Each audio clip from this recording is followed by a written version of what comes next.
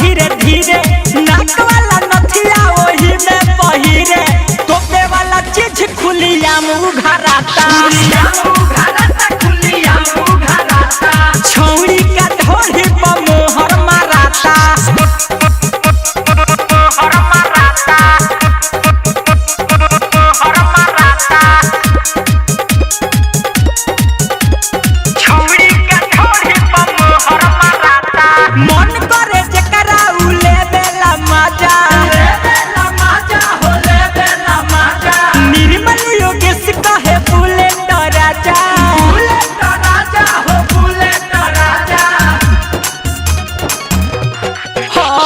मन करे जकरा उले बेला माजा निर्मल योगेश कहे बुलेट राजा ऊपरे ऊपर मा सुजितवन खाता